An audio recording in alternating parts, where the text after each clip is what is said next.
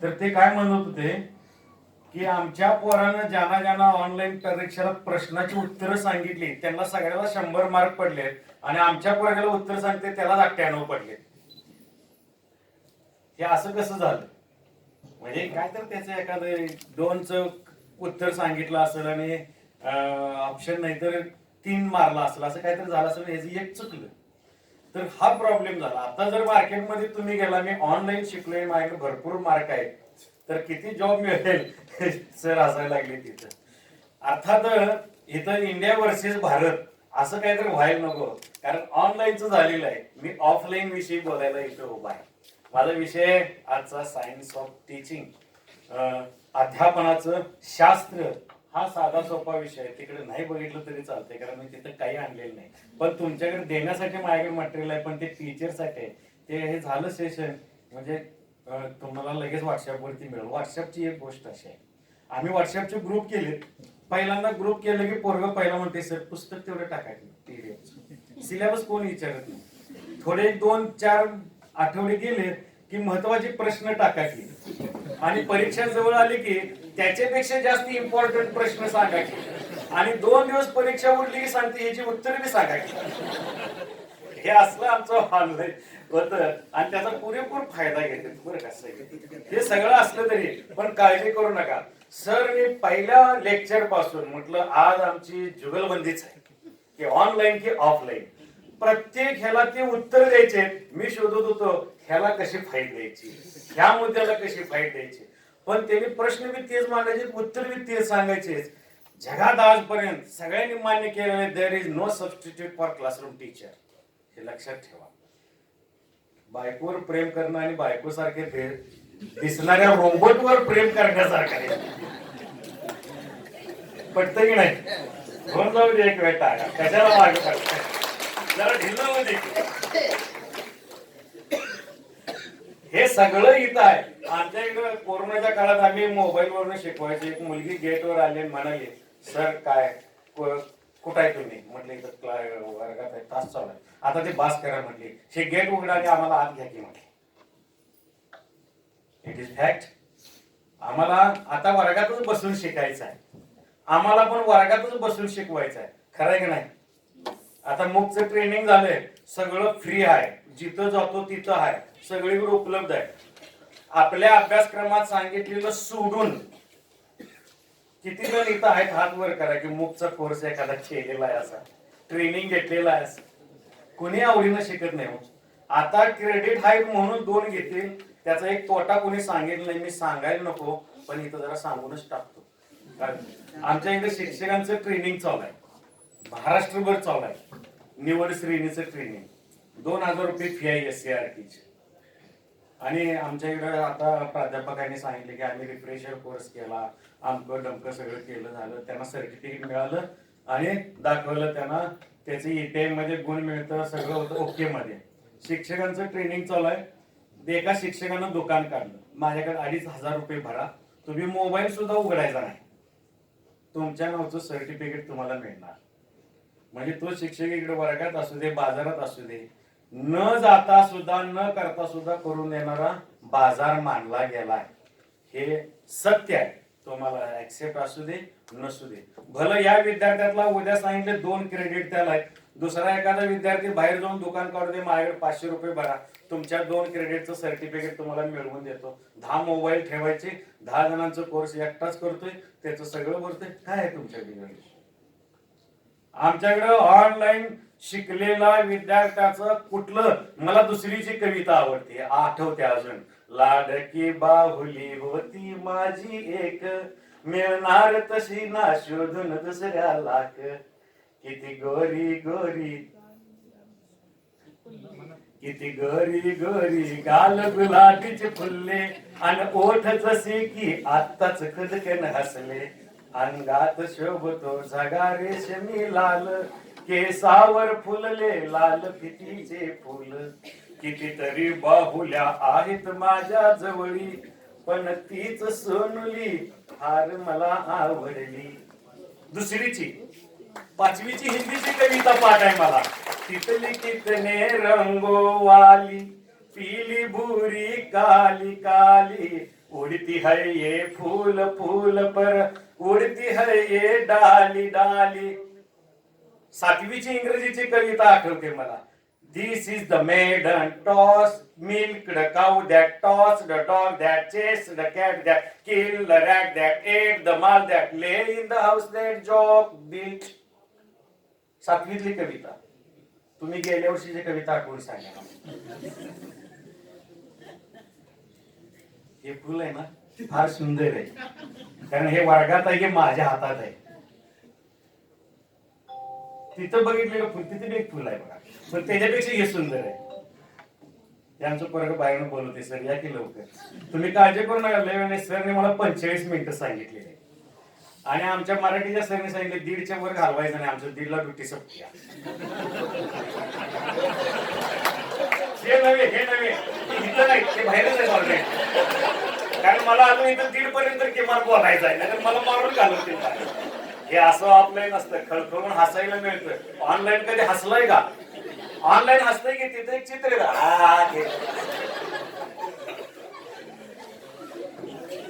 Teaching, science of teaching हे आहे की वर्गामध्ये फिजिकल नाही, तुम्हाला फेस टू फेस नाही. अरे वर्गामध्ये 2 आत्मे एकत्र होऊन शिकतात आणि शिकवतात. त्याचा रंग कुठं नाही, त्याचा आस्वाद कुठं नाही. याच्यासाठी शिक्षकाला असं तयारी करायला पाहिजे. आमचे आधी सांगायचे पीजी पाटील इंग्रजी शिकवायचे, बॅरिस्टर पीजी पाटील. शाहू आहे कॉलेजला, तर त्यांचं इंग्रजीचा तास अटेंड करायला इतर विषयाची मुलं खिडकीतनं उभारून वाकून बघायची. आमचे प्राध्यापक इतके बोलायचे थँक्यू बाबा की वर्गात 50 मिनिटं बोलण्यासाठी त्यांच्याकडे एक छोटीशी नोट्स असायची आणि त्याच्यावर मुद्दे एन.डी. पाटील साहेब इथं बोलायचे. एवढंच एक बंच असायचं त्यांच्याकडे. आणि थोड्या वेळानं पान पलटत पलटत आले, 2 तास बोलायचे.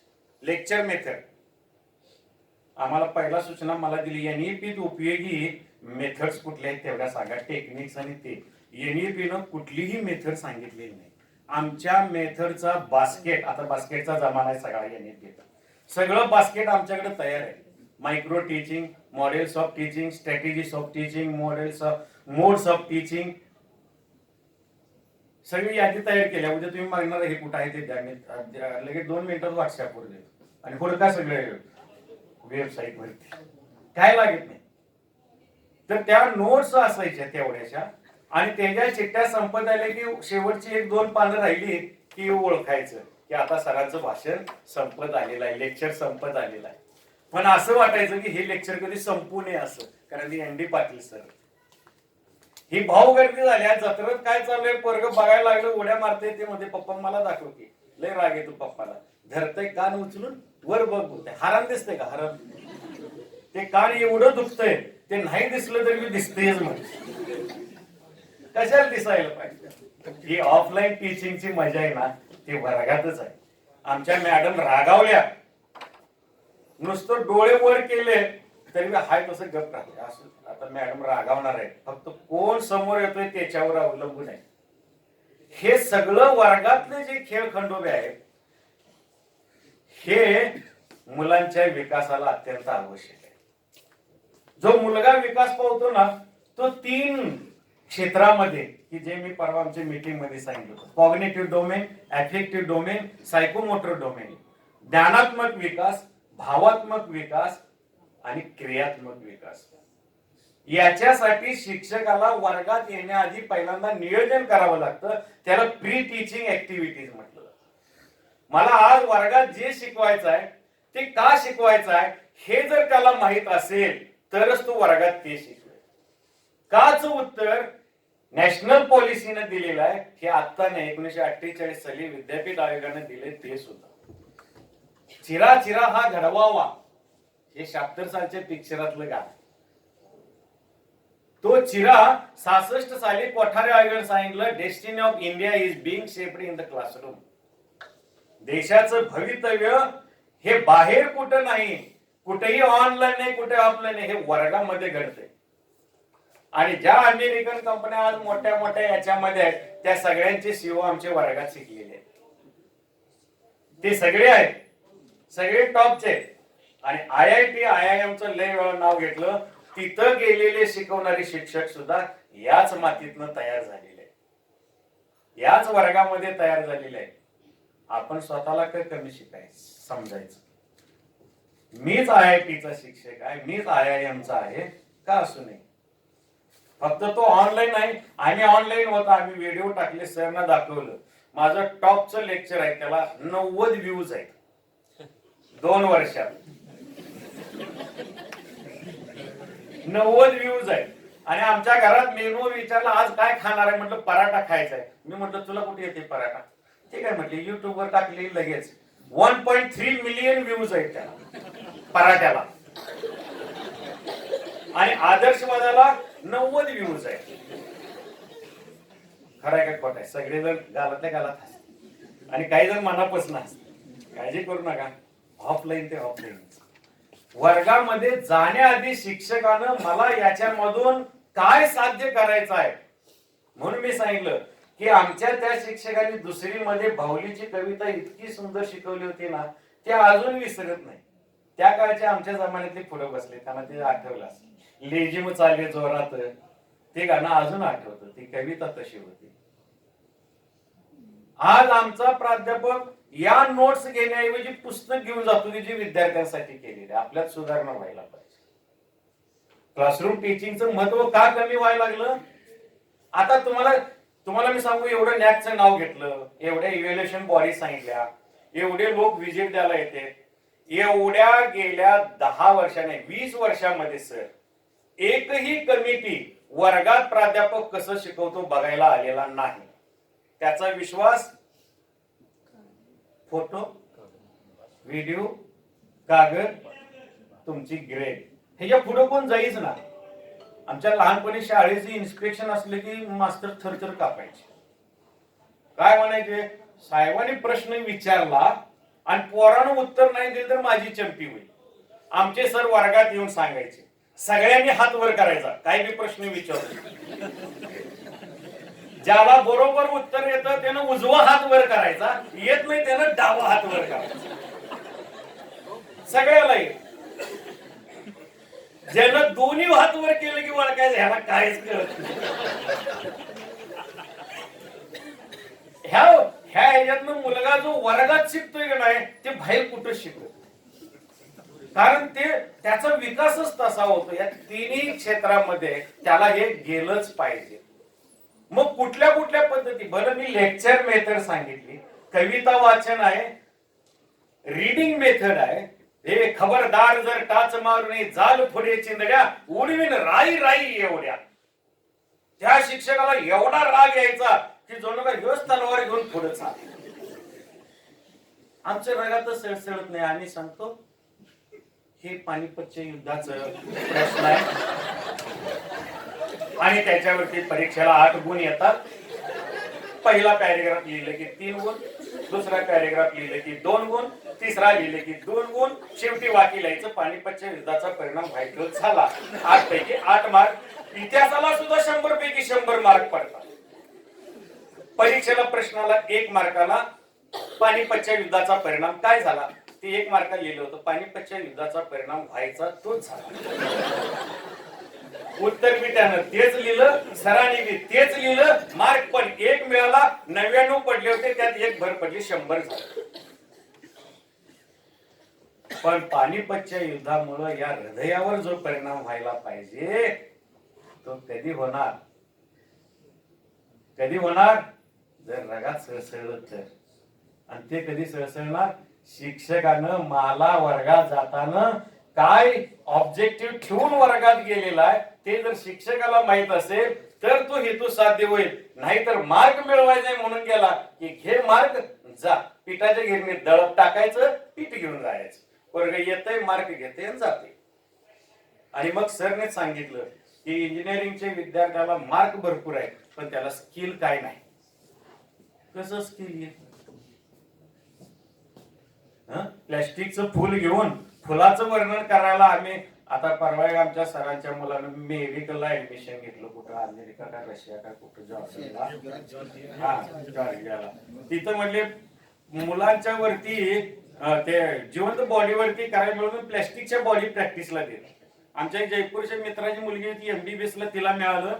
आणि पहिल्या एंट्रीला तिला नाहीतर सांगितलं तिथं एक डेड बॉडी ठेवलेल्या आहेत, तिथं तुम्हाला ज्या बॉडीवरती तुमचा रोल नंबर पडलाय तिथं जायचं आणि त्याचा सांगितलेला पार्ट तुम्ही खोलून बघायचा. तिला म्हटलं तुला काय आलं? तोंडाच्या कॅन्सरने मेलेल्या माणसाचं होतं आणि त्याचा हातोडा धरून मी जबडा तोडला, सगळा उघडून बघितला. पोरगी तर एवढी गोरी छाकाटी बारकी, कोण म्हणणार नाही हे जबडा तोडल असं. पण तिनं ते डेड बॉडीवरती केला, हवा आम्ही जरा इळती कापली रगत आलं तर 10 वेळा तोंडात बोट देतो. पण हे जे तिथं आहे ते तिच्यामध्ये तयार झालं, ते प्लॅस्टिक बॉडीवरती काम करून होणार नाही, की जी इथं डेड बॉडीवरती प्रत्यक्ष हात लावून बघतं. हे प्रत्यक्ष अनुभव वर्गामध्ये आम्ही शिक्षक बोलवून त्याला सांगतो, हे बघ डेमॉन्स्ट्रेशन मेथड. जर आम्ही ते दिलं तर ते होईल. हे वर्गात आमचा हेतू तो पाहिजे.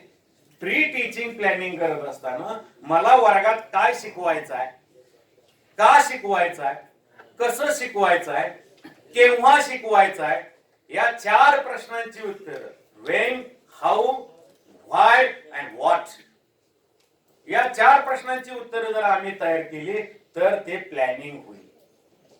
आणि या तासाला काय घ्यायचं आहे, या तासाचं प्लॅनिंग हे वर्षाच्या प्लॅनिंग वरनं वर्षाचं याचं नियोजन करायला पाहिजे. तर आपणाला तो वर्गात हेतू साध्य करता येईल. नाहीतर काही नाही. एक गणिताचे शिक्षक होते, जे गणिताचे जरा मारकुटे वाढत असते शाळेमध्ये. तुम्ही चांगले गणिताचं उदाहरण परफेक्ट आहे म्हणून सांगितलं. ते असं तुमच्यासारखं कॉलेजला लेट आलं, शिक्षकाला राग आला. गणिताच्या शिक्षकांना, इंग्रजी शिक्षकांना शाळेतले राग येतात. रागाने त्याला उठवलं, बघ आता ह्या तासाला बसलायस ते बसलायस, पुन्हा माझ्या तासाला बसायचं नाही, लेट आला असतं बाहेर जायचं. ते बी वाटच बघत होतं, बरं झालं बाहेर जायला सांगितलं. ते पुन्हा कधीच तासाला बसलो नाही. परीक्षा झाली, त्याच पोरग्याला 99 मार्क पडले. बाकीचे सगळे 60-70च्या खाली. आमच्या वेळेला 40 मार्क पडले तर उड्या मारायचे. त्याला 99 मार्क पडले. सर मी त्याला बोलून विचारलं, काय रे पास किती हुशार आहेस तू, तुला 99 मार्क पडले, तुझा 1 मार्क कशात गेला? ते काय तुमच्या तासाला बसलो नव्हतो का? तुमच्या एका तासाला बसलो म्हणून माझा 1 मार्क गेला, नाही तर तो बी आला. Self learning, self study. त्याला मोटिवेट केलं ना तर ते स्वतः अभ्यास करू शकतं. पण कसं? एकलव्यासारखं स्वतः करू शकतं. फक्त मोटिवेशन पाहिजे, ते वर्गात मिळायला पाहिजे. हे गप तिकडे तिकडे हलायचं नाही, तुला कळत नाही म्हटलं ते काय बघत बी नाही आणि हलत बी नाही. वर्गात त्याला मोठे रिएन्फोर्समेंट. आणि मग वर्गातला शिक्षक टीव्हीवरच्या बातमीगत किंवा ऑनलाईनच्या कोपऱ्यात एवढासा फोटो दिसतो, पुढे स्क्रीन दिसते, त्याला हुडकावं लागतं कुठे बसलाय. असं जर वर्गात तुम्ही शिकवाला, आनंदी आनंदकडे जिकडे तिकडे चोहीकडे, क्षणात येते सरसर शिरवे, क्षणात फिरून ऊन पडे, कुठली कविता कशात गेली काय करणार? ते शिक्षकावर डिपेंड आहे. हा भावनात्मक विकास जर करायचा असेल की मला या तासामध्ये कोणता लर्निंग एक्सपिरियन्स द्यायचा आहे, याचं नियोजन करावं लागेल. आणि सरने छान सांगितलं मध्ये की ब्लेंडेड लर्निंग, ते दोन्हींचं बेस्ट कॉम्बिनेशन म्हणजे शैक्षणिक साधनांचा वापर. कोणतंही साधन असू दे. समुद्राच्या लाटा कशा निर्माण होतात ह्याच्यासाठी समुद्र आणता येत नाही, सगळ्याला समुद्रावर नेता येत नाही, त्याची व्हिडिओ दाखवता येत नाही, त्याचं एक मॉडेल तयार करून डेमो दाखवला आणि पोराला म्हटलं बघ तिथं हात लावून, आणि त्याचं प्रॅक्टिकल वर्गात केलं. सिंपल असतं. म्हणजे भूगोलाचे शिक्षक येत आहेत म्हणजे त्यांना जरा घाबरूनच बोलावं लागतं. कुठल्या विषयाचं उदाहरण द्यायचं म्हटलं जरा अवघडच आहे, कारण काय ते सगळे शिक्षक येत आहेत. आता गणिताचे शिक्षक माझ्याकडे 2 दिवस असं बघणार, आता ते उदाहरणच तसं आहे तर त्याला काय करायचं. त्या समुद्राच्या लाटासाठी आमच्या साध्या गावठी शिक्षकानं काय केलं, घरातनं परात आणली, त्याच्यामध्ये पाणी भरलं आणि प्लेन पाणी झालं. सांगितले हा समुद्र आहे आणि हे पाणी आहे. समुद्राच्या लाटा किनाऱ्याकडे येतात हा भ्रम आहे. पाणी तिथंच असतं, किनारा तिथंच असतो. मग लाटा कशा येतात ह्याचं त्यानं डेमो करून दाखवलं. म्हटलं इकडे ये, इकडनं फुक, तिकडे फुकलं की तिकडं पाणी पळतंय असं वाटतंय आणि त्याच्यातनं जे लहरी तयार होतात तशा लाटा समुद्रावर तयार होते. होय होय म्हणतो. त्याच्यावरनं कल्पना, from simple to complex, from known to unknown. हे वर्गामध्ये याला मॅगझिम्स ऑफ टीचिंग म्हणतात. मी नावं दिलेली आहेत, तुम्ही काळजी नका करू, नाही तर चुकून लिहित बच्चीला लय सिन्सिअर बच्चीला. ज्याला जे माहित आहे त्याच्यावरून त्याला जे माहित नाही ते डेमो दाखवलेलं आयुष्यभर पोरं लक्षात ठेवते, आयुष्यभर कधी विसरत नाही. वर्गात पीजी पाटील सर शिकवायला लागले की मुलं बाहेरची येऊन करायचे. आता त्याच्यापेक्षा उलट आहे, सर कुठले येतात बघून त्याच्यावर ठरवते तासाला बसायचं की नाही. आणि त्याला आता FY लाच ट्रेनिंग मिळालं आहे. कधी बी कुठे बी भेटू दे, का भाई ऑफ तास आहे, उत्तर तयारच आहे. तुझा विषय कुठला अजून तो कळालेलाच नाही, पण आता ऑफ तास आहे. आणि मग ते कशाला मुखकडे जाते. एक सुद्धा एवढं भारी भारी उत्तर दिली पोराने, लय भारी सांगितलं. अहो एकानं सुद्धा मुखचा कोर्स केला नसेल स्वतःहून, फुकट आहे म्हणून. काय कोण असलं तर त्याची माफी मागतो बरं का, पण तसं कोण नाही, मला माहित नाही. अहो हे फक्त सांगाय पुरतं असतं, कोण स्वतःहून शिकत नाही. तुझं मार्क लिस्ट आत्ताच तटलंय म्हटलं, आता ती पोरग फोन करते का नाही, त्याचं इंटरनल द्यायचंय म्हणून फोन करते. त्याचं निकाल फेल आले, ते दिले की पास होईल, मी टीवायला घेईन. हे वर्गामध्ये आला ना की तो बाहेर सटकलं नाही पाहिजे. हे तुमच्या अध्यापनावरती अवलंबून आहे. त्याच्यामध्ये पहिली 5 मिनिटं आणि शेवटची 5 मिनिटं आम्ही याला लय महत्व देतो की पहिल्या 5 मिनिटांमध्ये इंट्रोडक्शन, आपला आज जो विषय शिकवायचा आहे त्याची ओळख, आणि शेवटच्या 5 मिनिटांमध्ये तो काय शिकला हे. म्हणजे पिक्चर मध्ये असतं शेवटी तो बदला घेणार असतोय, असा ठार मारणार असतोय. तेवढ्या 2 मिनिटांमध्ये चित्र झाडझाड दाखवत्या त्यानं कसा अन्याय केलाय आणि त्याला आता ठार मारणं किती गरजेचं आहे. मग तो घाव घालतोय म्हणे, लोक म्हणणार बघणार आहे हान की हान मरू दे तिकडे. मग त्याला मारायचंच होतं तर 3 तास पिक्चर कशाला करायचं, पहिल्या 10 मिनिटातच कणका पाडायचं.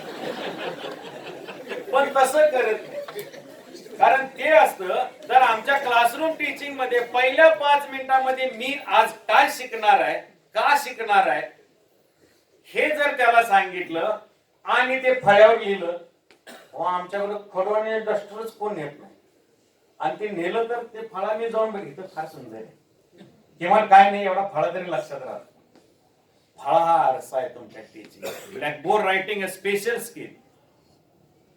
आणि मग शेवटच्या 5 मिनिटांमध्ये आज काय शिकलं हे जर 2 चित्र त्याच्या माइंड मध्ये जर राहिली तर तो तास विसरत नाही. तो लक्षात कुठल्या पण विषयाचा असू दे. आमच्या गणिताचा एक शिक्षकांना एक मुलांना गणितच आला, काय झालं सासूसाठी वाटण्या केल्या आणि सासूच वाटणे राहिले.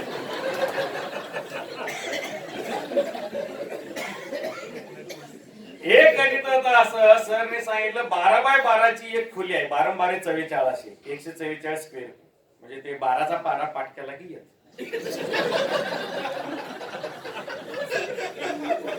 आता 12 बारे किती म्हटलं की हा थांबा की सांगतो, हे काय की कुठे बघतोय पाहिजे. अहो दुकानात दूध घ्यायला गेलं तर 2 पिशव्याचं 70 रुपये होत्या, 100 रुपये देऊन किती परत द्यायचं हे सुद्धा ह्याच्यावर कॅल्क्युलेट करते दुकानदार. कारण काय खोटं, तुमच्याकडे जरा हुशार असतील. त्या गणिताच्या शिक्षकाने सांगत होते square feet 12 by 144 square foot आहे. ते पोरगं उठलं आणि म्हटलं 144 फुटाचं 12 बाय 12चं सतरंजी घरात अंतरायला मिळेल याची गॅरंटी नाही. जर 16 बाय 9चं मिळालं, 16 9 44 144, तर मग ते कसं बसवायचं.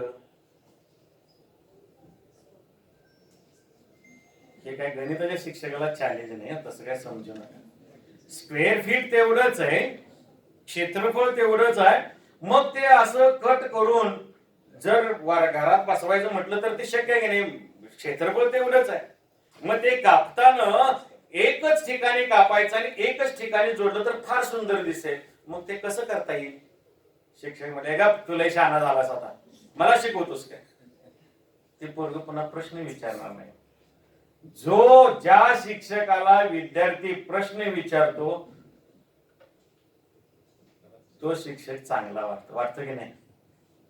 खरं सांगा माग आपण ज्याला प्रश्न विचारू शकतो तो शिक्षक चांगला वाटतो.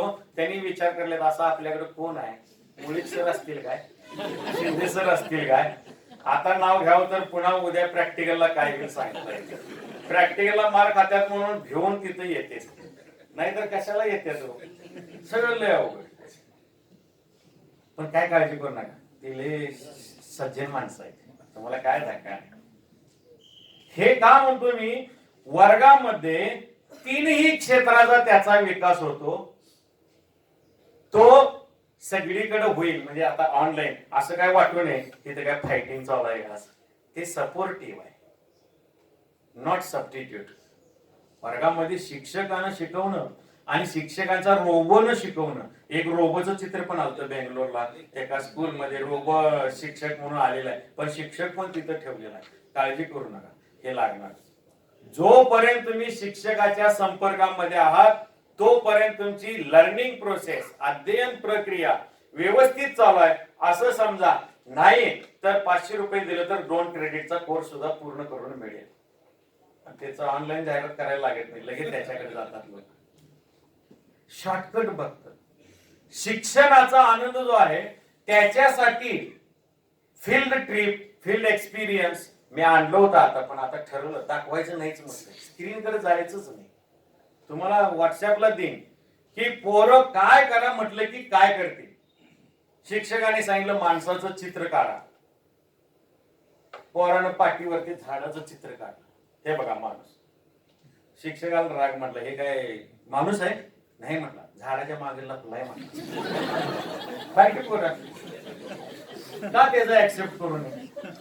क्रिएटिव्हिटी त्याने क्रिएट केलेला आहे. कन्स्ट्रक्टिव्हिजम, स्वतः ज्ञान निर्माण करते ही पोरं करतात. एक पोरग दुसऱ्याला म्हणतंय हे असं करू नको, असं होतंय, तसं करू नको, तसं होतंय. हे वर्गातच शिकतात आणि त्याला काय मार्क नसतात, त्याला गुण असतात. काय म्हटलं? मार्क नसतात, गुण असतात. त्यावरून मुलाचे गुण कळतात. सज्जन आहे का दुर्जन आहे, माणसामध्ये तो माणूस म्हणून कसा वागतो हे आम्ही प्रश्नाची उत्तर लिहून नाही शिकलो. त्याच्यासाठी हृदयाचा ओलावाच पाहिजे, एफेक्टिव्ह डोमेन. त्याच्यासाठी स्वतःच कृती करायला पाहिजे. कसरत नावाचा धडा होता मराठीला 7वीला, आणि उन्हात अनवाणी पायानं चालून पायाला फोड आलेलं, पोटाला भुका लागलेला. बाप म्हणते चल तुला पुढच्या गावात गेले की आपल्याला भीक मागून काहीतरी मिळेल. असं करत उन्हाच्या रागात 5-6 किलोमीटर चालत गेल्यावर पायाला फोड आल्यावर पोरग म्हणते बाबा आता मला भूक नाही लागली, तू मला काही देऊ नकोस, फक्त चालायचं थांबव. हे भाव कसा निर्माण होईल? काय उदाहरण द्यायचंय शिक्षकाने आधी ठरवलं तर. म्हणून छोट्याशा नोट्स वरती लिहिलेलं असतं की कुठलं उदाहरण कुठं द्यायचं आहे, कशासाठी द्यायचं. हा भाव वर्गात जोपर्यंत निर्माण होत नाही तोपर्यंत तो बॉम्ब फेकायचा नाही. That is essential. त्याच्या सगळ्या म्हणजे हे केमिकल लोचाई. आपोआप मनामध्ये का नाही रासायनिक द्रव्य व्हायला लागते. केमिकल लय फेमस आहे जगात. केमिकल शिवाय काही होत नाही. कृत्रिम दूध तयार करून मिळतं, कृत्रिम अश्रू तयार करून मिळतात, पण स्वतःहून डोळ्यातून आलेले अश्रू फक्त माणसाच्या हृदयाला आणि त्या तुमच्या शब्दालाच असतात. तुमचे शब्दच असे पाहिजे. रामबाण फेकला की तिथं लागलाच पाहिजे, तो हृदयालाच लागतो. त्यासाठी classroom teaching there is no substitute. भलं त्याच्यामध्ये मुलांना फील्ड वर्क आहे, आम्ही फील्ड वर्क सगळेजणच करताय, खूप छान. त्याची एक व्हिडिओ आहे माझ्याकडे, मी तुम्हाला व्हॉट्सअप ग्रुपला पाठवेन. की ज्या ठिकाणी तुम्ही जाल तिथं जे तुम्ही पाहता, ज्यासाठी तुम्ही जाता, त्याची हेतू नेहमी 4 प्रश्न विचारायचे शिक्षकांना, स्वतःला आणि मुलांना. व्हाय, व्हेन, हाऊ अँड व्हॉट. या 4 प्रश्नांची उत्तरे मिळवायचा प्रयत्न केला की आयुष्यामध्ये किती पैसे तुम्ही, किती मोठं पॅकेज घेऊन किती मोठे झाला याचा काहीही संबंध येत नाही. कोरोनात 7व्या मजल्यावरनं मालकानं उडी मारून आत्महत्या केली कोरोनात. ते त्याचं 7 मजली हॉटेलच होतं स्वतःच. त्याची बायको आणि पोरग मेला, आता मी जगून कोणासाठी काय करायचं म्हणून त्याने उडी मारून टाकली. हे बातम्या यायच्या, कोरोनात बातम्या बघण्याशिवाय वाचण्याशिवाय काय ऑप्शनच नव्हता, नाहीतर रामायण महाभारत. पण पॅकेज आणि पर्सनॅलिटी ह्याच्यामध्ये कशाला महत्व येतंय, याच्यावरती आपलं इंटरॅक्शन, आपलं लाईफ, आपलं फ्युचर. म्हणून कोठारी आयोगाने म्हटलेलं destiny of India is being shaped in the classroom. तुमचा देश उद्या कसा असणार आहे तो आज वर्गात तयार होतो. आज वर्गात असा तयार व्हायला लागलाय की मला मार्क मिळवायचे आहेत का गुण मिळवायचे आहेत, यात मार्कांचा विजय होतोय आणि गुणवान मार्ग पडते. वर्गात ना आपणाला गुणवान, गुण मिळवणारे, चांगले गुणे असणारे, नाहीतर बाहेर सोशलॉजीचा प्राध्यापक समाजात कसं इम्प्लिमेंट व्हायचं हे सगळं वर्गात शिकवणार आणि हे घरात गेला की दुसऱ्या दिवशीच घरातनं बाहेर पडणार. मुलगा आमचा अहो ते गणपती पट्टी गोळा करायला आतापासून प्लॅनिंग करते, असते की नाही. आणि आमचं जिम्मा फुगड्या आणि टिपऱ्या, त्याला काय मार्क नाहीत, काय नाही, त्याची काय परीक्षा नाही, इंटरव्ह्यू नाही, फील्ड वर्क नाही, प्रॅक्टिकल नाही. पण ते जीवनाला आवश्यक आहे हे कोण तर सांगितलं तर त्यांची मुलं तिथं पुढे गेलेली असते. हे क्लासरूम टीचिंग मध्ये होऊ शकतं. आणि त्याच्यासाठी आपल्या युनिटचं ऑब्जेक्टिव्ह काय आहे, प्रत्येक एक लक्षात असू द्या, म्हणजे आहेच तुमच्या चांगलं लक्षात आहे, सगळेजण नॅक साठीच काम. नॅक मध्ये काय सांगितलेलं आहे, प्रत्येक ऑब्जेक्टिव्ह या देशाचं उद्दिष्ट काय हे माझ्या एका 35 मिनिटाच्या तासामध्ये कव्हर होतं. कुठलं तरी एकच चिरा हा घडवावा, एक चिरा घडवायचं काम सगळी बिल्डिंग उभी करण्यासाठी ते काम करतं. याच्यासाठी मॉडेल्स, रोल प्लेइंग आहे हा शब्द वापरला असतो मॉडेल्स ऑफ टीचिंग मध्ये. रोल प्लेइंग आहे, सोशल इंटरॅक्शन मॉडेल आहे, कन्सेप्ट अटेनमेंट मॉडेल आहे, ऍडव्हान्स ऑर्गनायझर मॉडेल आहे. आणि मग याच्यामधून तुम्हाला जे सांगायचं आहे ते मुलं स्वतः त्याचा अनुभव घेतात. नाट्य वाचनाच्या स्पर्धा असायच्या, पूर्वी असायच्या, आता असतात की नाही माहित नाही. हायस्कूल लाईफ मध्ये फार छान असतं. नाट्य वाचन मध्ये कुणी तर लिहिलेलं नाटक वाचायचं असतं आणि त्याच्यावरती स्कोरिंग होऊन त्याचे मार्क काढतात आणि त्याला नंबर देतात.